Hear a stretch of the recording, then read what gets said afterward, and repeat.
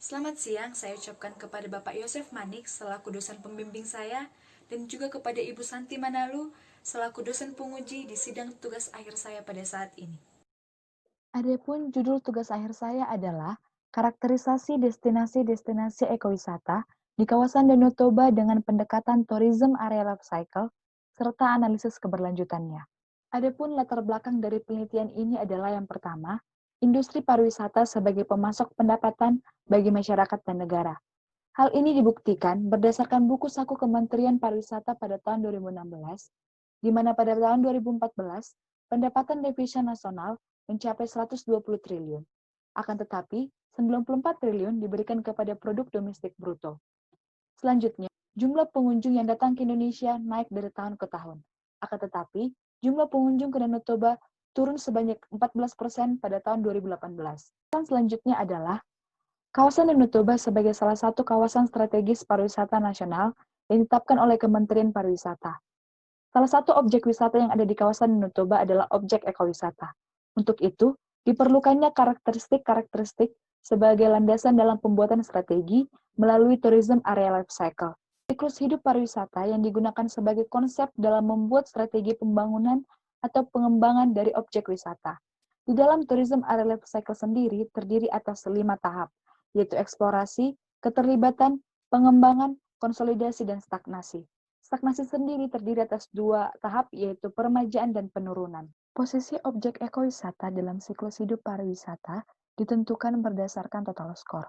Akan tetapi, yang pertama sekali ditentukan adalah bobot dari setiap kategori variabel melalui metode pairwise comparison. Selanjutnya yang dilakukan adalah menentukan nilai dari setiap kategori variabel, menentukan skor total setiap kategori variabel, lalu menentukan lebar skala dari setiap tahapan di siklus hidup pariwisata. Berikut adalah variabel yang digunakan dalam penelitian ini, di mana variabel ini didapatkan dari rangkuman ciri-ciri dari setiap tahapan di dalam siklus hidup pariwisata, syarat yang harus dimiliki objek wisata. Selanjutnya adalah faktor-faktor yang mempengaruhi seseorang ingin berkunjung ke objek wisata dan juga penelitian Gultom 2018. Variabel yang digunakan dibagi berdasarkan 5 kategori variabel, yaitu atraksi, fasilitas dan pelayanan, aksesibilitas, citra objek wisata, dan biaya atau harga. Adapun metodologi di dalam penelitian ini adalah yang pertama, mengidentifikasi masalah, menetapkan tujuan penelitian, selanjutnya melakukan studi literatur dan studi pendahuluan, selanjutnya melakukan pengumpulan data, selanjutnya adalah menganalisis data, selanjutnya adalah membuat kesimpulan dan diakhiri dengan penutup. Sampel objek ekowisata dalam penelitian ini didapatkan melalui metode purposive sampling, di mana terdiri atas 2 kategori. Yang pertama, mewakili jenis objek ekowisata, dan yang kedua mewakili persebaran letak geografisnya. Sehingga didapatkan sampel objek wisata sebagai berikut. Yang pertama, hutan lindung Etnauli mewakili hutan dan mewakili sisi utara ke timur, Tahu Selelahi mewakili pemandangan dan mewakili sisi barat ke utara, pemandian air soda mewakili pemandian, mewakili sisi timur ke selatan, serta air terjun Sampuran Efrata mewakili air terjun dan mewakili sisi selatan ke barat. Pemangku kepentingan dari setiap objek ekowisata didapatkan melalui wawancara dengan pemangku kepentingan dan juga melalui data sekunder berupa berita. Pemangku kepentingan ini dibagi menjadi 4 berdasarkan tingkat pengaruh dan tingkat kepentingannya, yaitu key player, subject, context setter, dan juga crowd.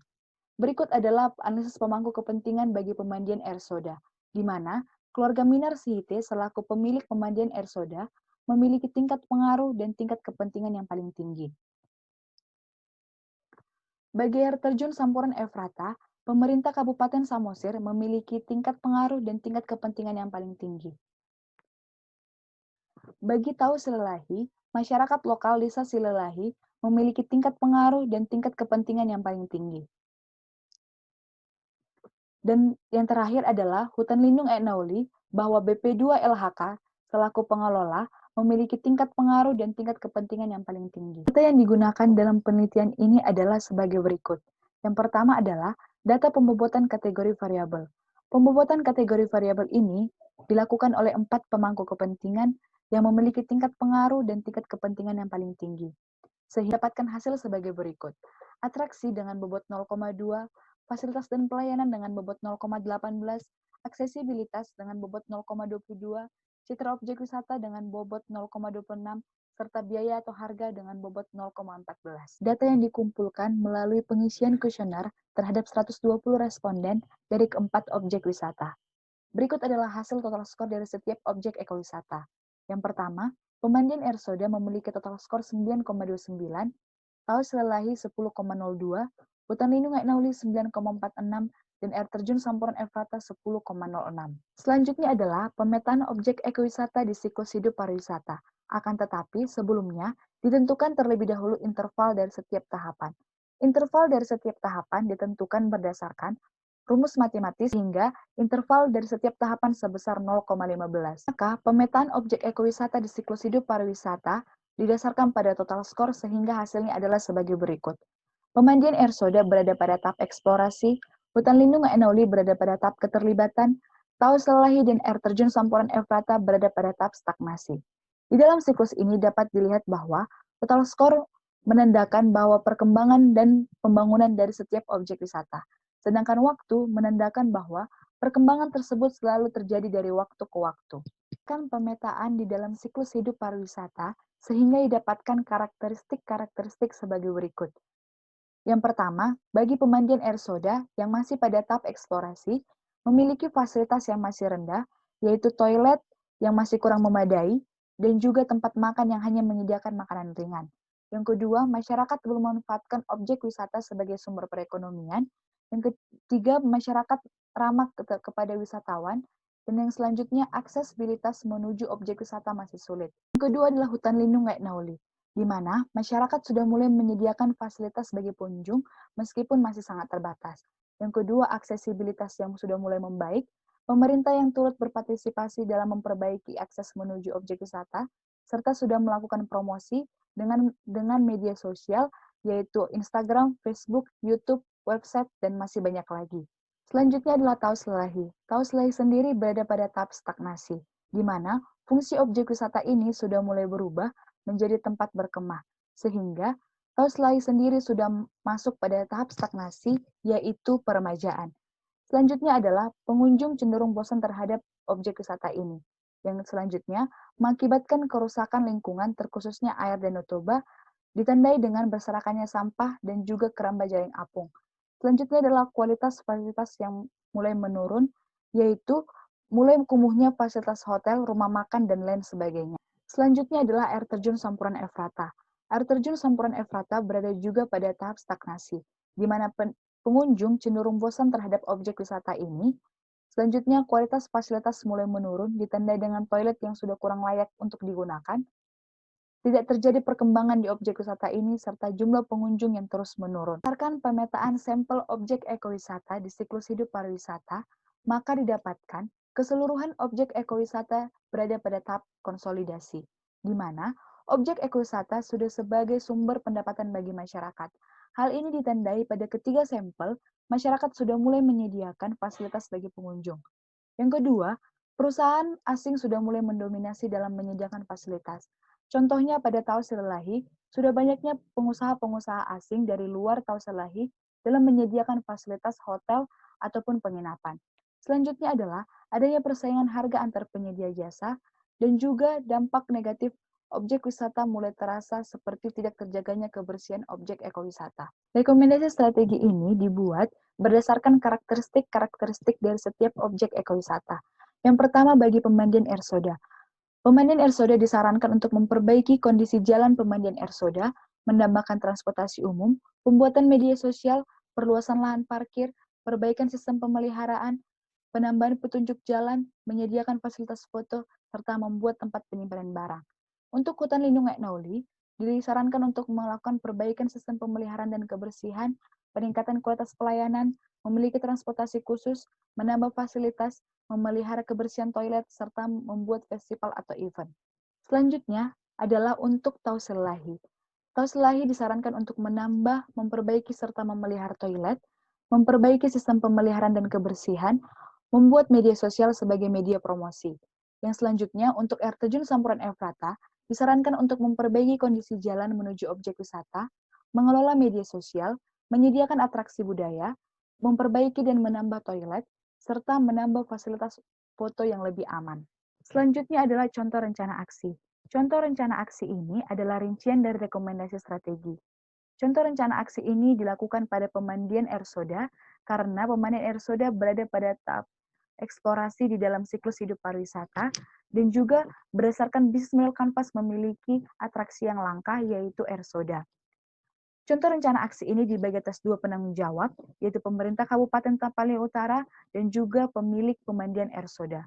Untuk pemerintah Kabupaten Tapanuli Utara, disarankan untuk meningkatkan kualitas infrastruktur menuju Desa Parbubu dengan melakukan perbaikan dan juga pemeliharaan jalan menuju Desa Parbubu. Penanggung jawabnya adalah Dinas Pekerjaan Umum Taput dan juga Bina Marga dengan anggaran sebesar 929 juta. Yang kedua adalah untuk meningkatkan jumlah wisatawan yang datang ke destinasi wisata di Kabupaten Tapanuli Utara, disarankan untuk menyediakan transportasi umum berupa bus pariwisata yang ditanggung-jawabi oleh Dinas Perhubungan dan Dinas Pariwisata Kabupaten Taput dengan anggaran sebesar 800 juta. Selanjutnya adalah untuk pemilik pemandian air soda diharapkan mampu untuk meningkatkan kualitas serta kenyamanan pengunjung. Yang pertama adalah membuat media sosial, yang kedua memperbaiki fasilitas toilet, menyediakan tempat sampah, membuat sign pemandian air soda sebagai fasilitas foto, perluasan lahan parkir, menyediakan loker berkunci, serta menyediakan penunjuk arah menuju objek wisata. Seluruh program kegiatan ini ditanggung-jawabi langsung oleh pemilik pemandian air soda dengan total anggaran 174 juta. Berdasarkan hasil pengumpulan data dan analisa, didapatkan kesimpulan sebagai berikut. Pemangku kepentingan di objek ekowisata di kawasan Danau Toba adalah pemilik, pemerintah daerah, Dinas Pariwisata, BPODT, YPDT, Kementerian Pariwisata dan Ekonomi Kreatif, Bapeda, pekerja, Dinas Pekerjaan Umum, lembaga keagamaan, masyarakat lokal, media massa, Kementerian Lingkungan Hidup dan Kehutanan, Bina Marga, serta wisatawan. Pemangku kepentingan ini dibagi menjadi 4 berdasarkan tingkat kepentingan dan tingkat pengaruhnya, yaitu key players, subject, context sector, dan juga crowd. Peran key players adalah menyediakan lahan, membuat peraturan, membangun dan memperbaiki sarana dan prasarana, menciptakan lapangan pekerjaan, melakukan promosi, serta menciptakan ide untuk mengembangkan objek wisata. Sedangkan peran subjek yaitu membantu pemilik atau pengelola dalam mengelola, merawat, mendukung, mengembangkan, menyusun program untuk mengembangkan objek wisata. Peran contact center yaitu membantu key players dalam melakukan promosi, memberikan informasi tentang objek wisata, mengawasi objek wisata beserta lingkungannya, serta dalam memperbaiki dan membangun sarana dan prasarana. Sedangkan peran crowd yaitu memberikan dukungan dan melakukan promosi secara tidak langsung, memberikan kontribusi dana dengan berkunjung, serta membantu dalam membangun dan memperbaiki sarana dan prasarana. Objek ekowisata di kawasan Danau Toba secara keseluruhan berada pada tahap konsolidasi dengan posisi sampel objek wisata yang berbeda-beda, di mana pemandian air soda berada pada tahap eksplorasi dengan fasilitas yang masih rendah, aksesibilitas yang masih terbatas, atraksi yang masih alami, dan masyarakat yang belum memanfaatkan objek ekowisata sebagai sumber ekonomi. Hutan lindung air Nauli berada pada tahap keterlibatan, di mana sudah melibatkan masyarakat dalam menyediakan fasilitas, aksesibilitas yang sudah mulai memadai, serta jumlah pengunjung yang sudah mulai meningkat. Sedangkan Tausil Lahi dan air terjun Sampuran Efrata berada pada tahap stagnasi, di mana jumlah pengunjung kedua objek wisata ini sudah sampai di puncak dan harus dilakukannya pembangunan dan pengembangan untuk menarik perhatian pengunjung kembali. Secara keseluruhan, kesimpulannya adalah objek ekowisata di kawasan Danau Toba masih sangat memerlukan pengembangan dan pembangunan. Berikut adalah beberapa saran yang diberikan oleh peneliti. Yang pertama, untuk objek ekowisata di kawasan Danau Toba. Diharapkan mampu untuk menambahkan tempat sampah, memperbaiki sistem pemeliharaan kebersihan, menambah maupun memperbaiki toilet, menambah jaringan transportasi umum menuju dan dari objek ekowisata, serta memberikan panduan kepada penyedia fasilitas dalam menentukan harga fasilitas yang telah disediakan. Untuk pemandian air soda, diharapkan mampu untuk menambah fasilitas kebersihan, memperbaiki kondisi jalan, menambah transportasi umum, membuat media sosial, serta melakukan perbaikan toilet. Untuk hutan lindung Nauli, dilakukan perbaikan kualitas pelayanan, memperbaiki sistem pemeliharaan kebersihan, menyediakan transportasi khusus, serta mengadakan festival atau event.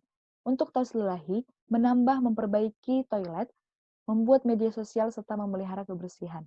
Untuk air terjun Sampuran Efrata, mengelola media sosial dengan baik, mengadakan atraksi budaya, memperbaiki kondisi jalan, serta menyediakan fasilitas foto yang aman. Melibatkan seluruh pemangku kepentingan secara aktif dan menjalin kerjasama yang baik antara pemangku kepentingan dalam menyusun strategi untuk mengembangkan dan membangun objek ekowisata.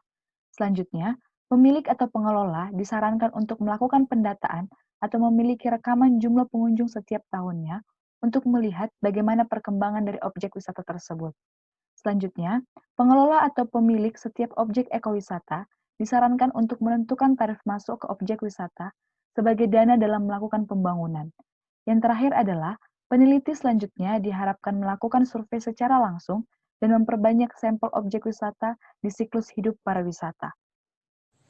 Sekian presentasi saya. Atas perhatian Bapak dan Ibu, saya ucapkan terima kasih.